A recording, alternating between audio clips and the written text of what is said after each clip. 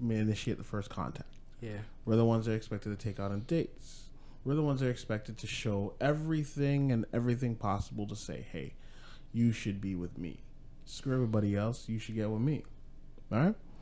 So we do all that. We do everything possible to show that we're that one. Mm-hmm. Then the girl eventually says, okay, you know what? Let's do this. Let's be in a relationship. Now, I find that the problem, once they get into a relationship, there's two-pronged problem.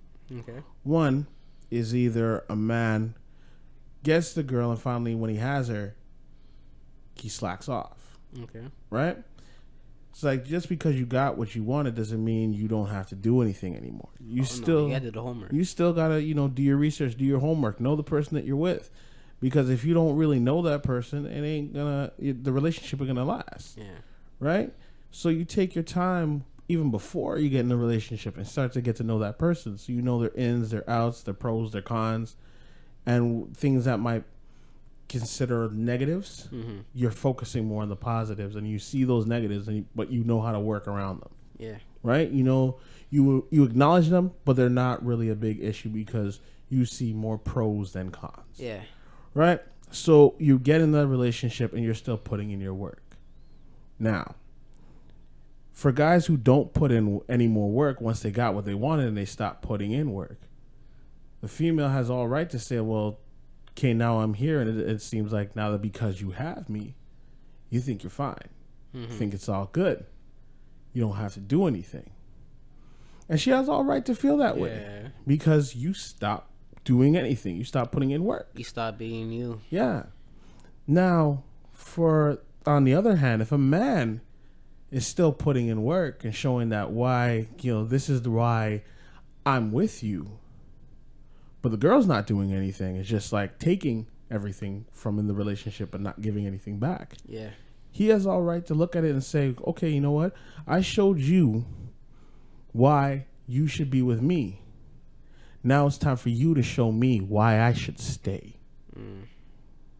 Because I've done everything I'm supposed to do. I've run the race. Mm-hmm. I've pursued, the catch and release. I've done the whole pursuing. And now you said, oh, you see it in me now. You want to be with me.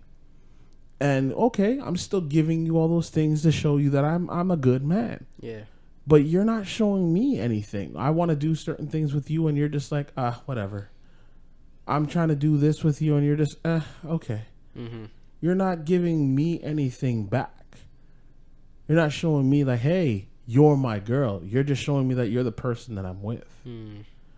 So then eventually a man will just say, okay, well, you know what? Why should I bother continuing to show anything if I'm not receiving anything back? So then he hangs back. And then what happens? Because she's not getting that attention anymore. Mm-hmm. She gets salty. She gets bitter.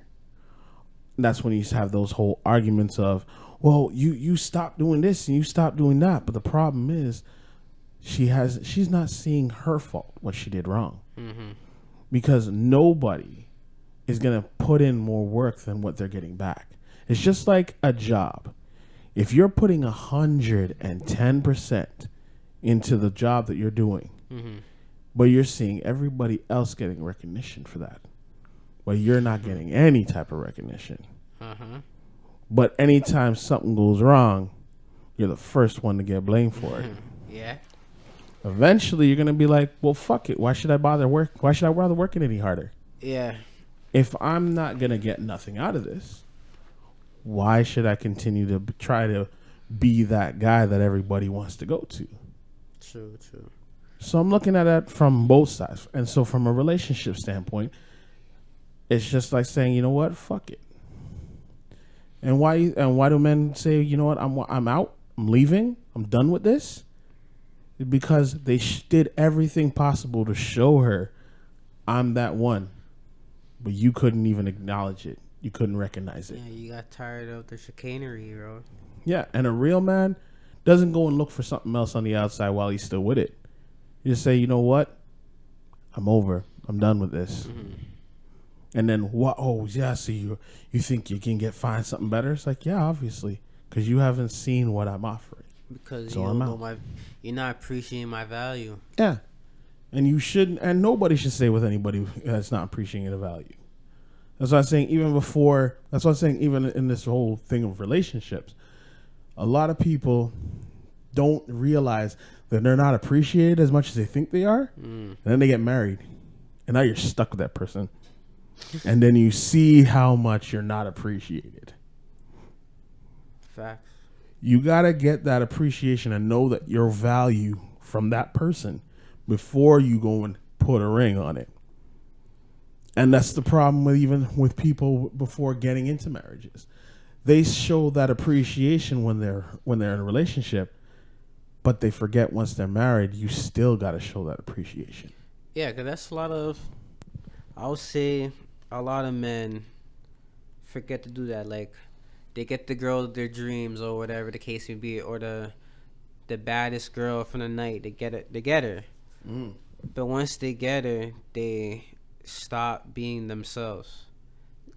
They just be laid back, put the car in cruise control. The girl's is not gonna want that. But at the same time too, there's a lot of females that do these stupid tests just to get on your nerves, to see how you respond, to get a reaction from you. Yeah. Just to start drama, or just to see how much of an alpha you really are. Which is stupid, because there's some guys that,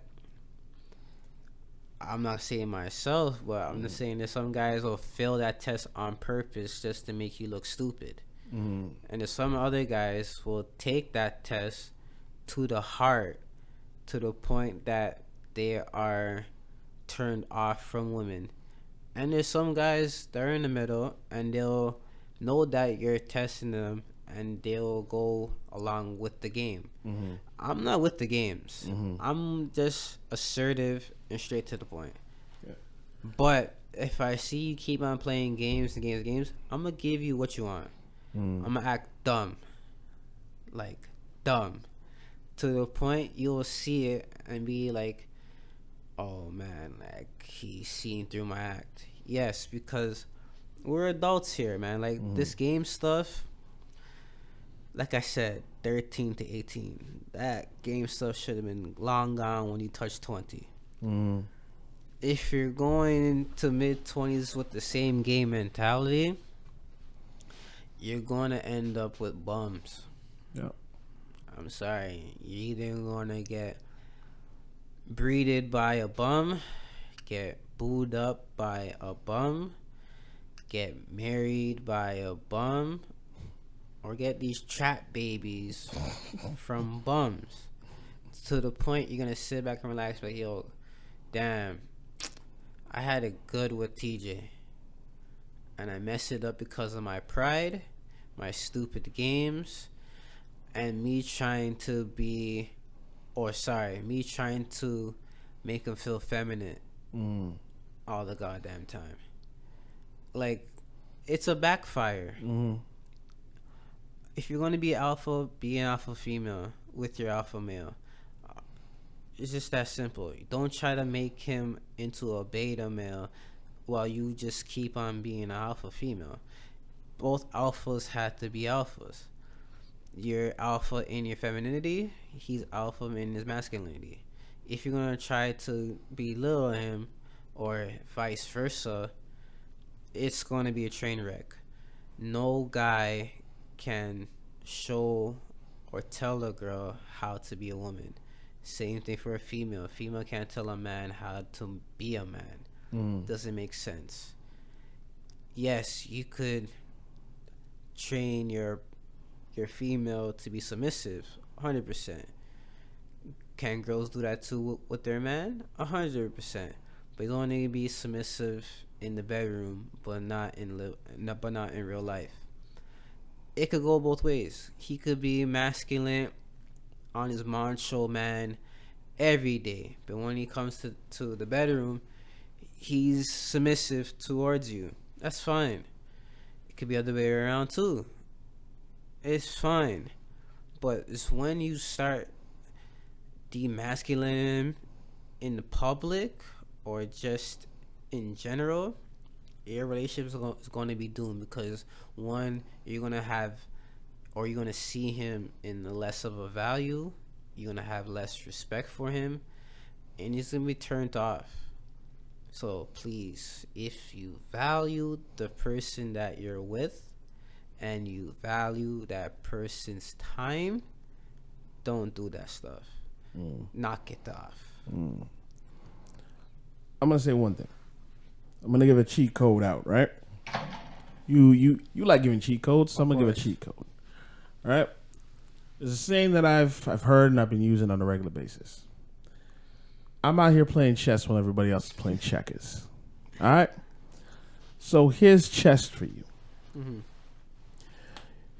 In the game of chess, you're always analyzing your opponent's moves. It's not about what you're going to do. It's always thinking 3 moves ahead. Mm-hmm. It's not about the move you're making right now. It's the future moves that you're planning on making. It's making your opponent move in the direction that you need them to move so that you can get your end goal. Now, that being said, this is the chess move for men. Stop asking stupid questions.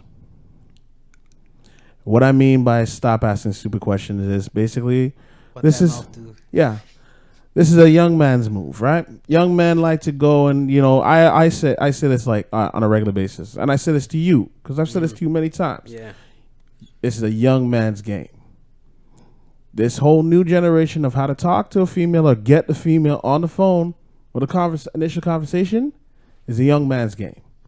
Y'all know how how the whole texting works. Y'all know how the whole Instagram and whatever, sliding in the DMs, whatever, how all that game works, because you got to come with a game now to get in. I come from the generation of hi. How you doing? How's your night going? That's where the generation I came from, right? So I'm going to give a cheat code to young men.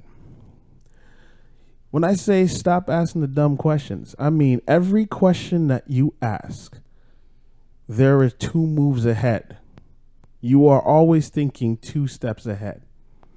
Your questions that you ask a female that you are trying to talk to or trying to get to know should be actually trying to get to know her. Mm-hmm. Every question should have an ulterior motive in regards of knowing who she is. Because where the whole problems lie of getting in relationships and not realizing who she is when crazy shit starts to happen, when she starts to play games or starts to do this or starts to do that, where you're going like, oh my God, what the hell? I didn't know this was happening. I didn't know she was this type of person. Why? Because you didn't ask the poignant questions to know who she really is. Poignant questions. So, just trying to figure out a little things about you. Like, what are the things that really get you upset? Like, what really bothers you in life?